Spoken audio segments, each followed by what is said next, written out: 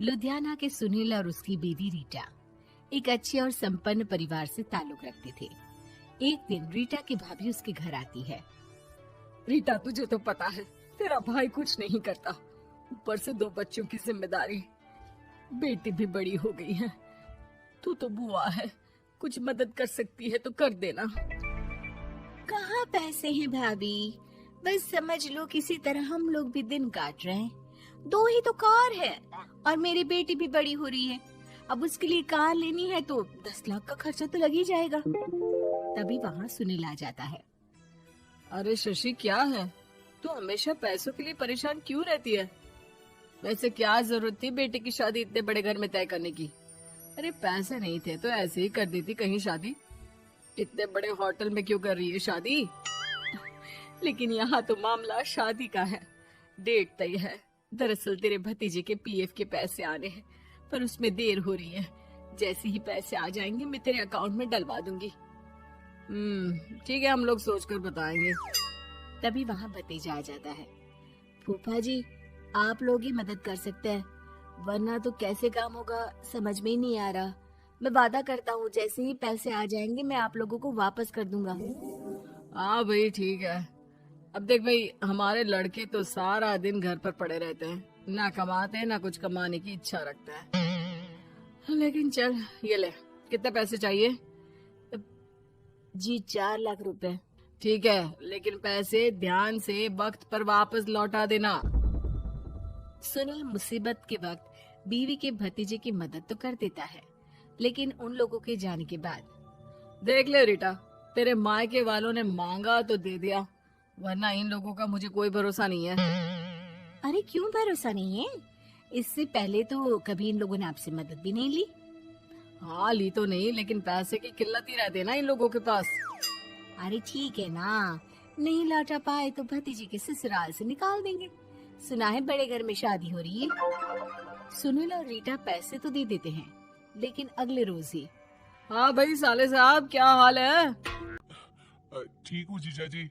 क्या बात है, सालों बाद आपका फोन, जरूर कोई बात होगी, बताइए ना। अरे वो तेरी बड़ी भाभी आई थी, बेटी की शादी कर रही है ना, तो पैसे लेने के लिए मैंने दे दिए 4 लाख। सोचा भाई किसी गरीब की बेटी की शादी हो रही है, पुण्य मिल जाएगा।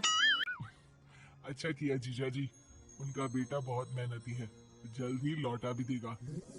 वहीं रीटा भी फोन करके हर किसी को पैसे देने की बात करती है। रीटा की भाभी शशि के पास उसके भाई का फोन आता है। तूने सुनील से पैसा लिया है क्या? नहीं भाई, सिर्फ बात की है, बोल तो रहा है कि दे देगा। वो लोग मदद करने वालों में से नहीं है, और मदद कर भी दे लेकिन समाज में गा गा कर हालत बुरी कर देते हैं। अब गाने दीजिए ना भाई, मैं क्या कर सकती हूँ, मेरे पास कोई ऑप्शन भी तो नहीं है। बेटी की अगले हफ्ते शादी जो है। शशि की बेटी की शादी हो जाती है, लेकिन शादी के 1 महीने बाद ही सुनील का फोन भतीजे के पास आता है। हाँ भाई, शादी तो हो गई हम लोगों की दुआ से। अब देख, ऐसा ही फायदा होता है पैसे वाले रिश्तेदार हो तो। तेरे वक्त पर हम कैसे खड़े हो गए थे, लेकिन अब पैसा लौटा दे भाई। जी, मैंने पीएफ के लिए अप्लाई कर दिया था, उसकी नोटिफिकेशंस मैं आपको भी भेज देता हूँ। मुझे लगता है 10 दिन में पैसे आ जाना चाहिए। जैसे ही पैसा आएगा मैं आपके अकाउंट में डाल दूंगा।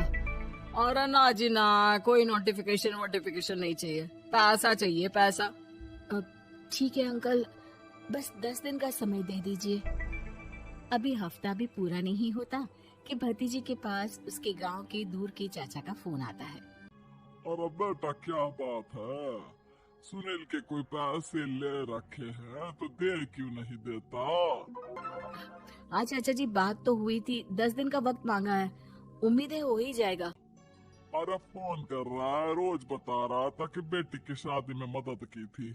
अब क्या है ना, भले ही शादी 10 दिन रोक देते, लेकिन सुनील से मदद नहीं लेनी चाहिए थी। याद है ना, मधु की मदद करके कितना बदनाम कर दिया था उसने पूरे घर को सोसाइटी में। हाँ चाचा जी, मैं भी यही सोच रहा था कि उन लोगों से मदद नहीं लेनी चाहिए थी। कई लोगों के फोन आ चुके हैं।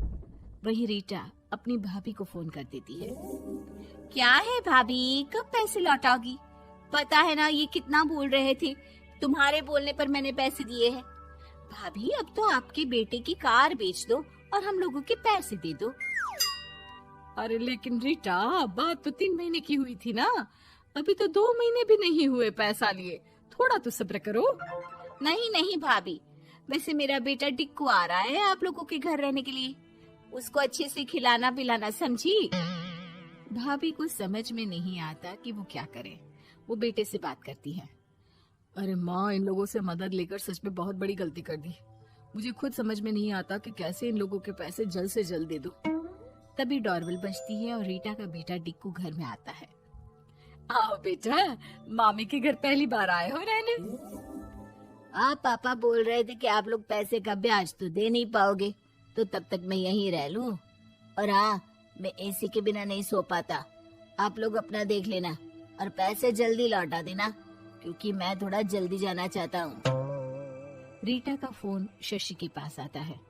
भाभी, पैसे कब तक दोगे? बेटी की विदाई के बाद शशि के घर का माहौल बिल्कुल बदल जाता है। वो हर वक्त बेटे से उसके पीएफ के पैसे पूछती, और पीएफ यानी कि सरकारी काम। आजकल में पूरा 1 महीना और बीत जाता है। भाभी, मैं और ये अमेरिका जा रहे हैं, घूमने के लिए पैसों की बहुत जरूरत है। रीटा, मैं पूरी कोशिश कर रही हूँ कि जल्द से जल्द पैसे का इंतजाम कर दूं, लेकिन पक्का नहीं बोल सकती। तभी सुनील का फोन भतीजे के पास आता है। देख, माना 3 महीने की बात हुई थी पैसे लौटाने के लिए, लेकिन अभी मुझे पैसों की काफी जरूरत है। मैं अमेरिका जा रहा हूँ, तो पैसे मैंने किसी से ब्याज में पकड़ लिए हैं। तू हर महीने 4 लाख का 20,000 ब्याज डाल देना मेरे अकाउंट में। सुनील फोन रख देता है, लेकिन भतीजा काफी परेशान हो जाता है। वो ऑफिस से शाम को घर आता है कि माँ पूछती है, क्या हुआ बेटा? बेटा माँ को सारी बात बता देता है। माँ भगवान के सामने हाथ जोड़कर खड़ी हो जाती है और रोने लगती है कि तभी बेटे का मोबाइल पर मैसेज बजता है। माँ, पीएफ के पैसे आ गए। और वो ऑनलाइन ही सुनील के पैसे वापस कर देता है। भला हो भगवान का। लेकिन आज एक बात तो समझ में आ गई, मदद हमेशा उन लोगों से लो जो मदद के बदले आपसे मदद में दी गई रकम ही वापस लें, ना कि समाज में आपकी इज्जत।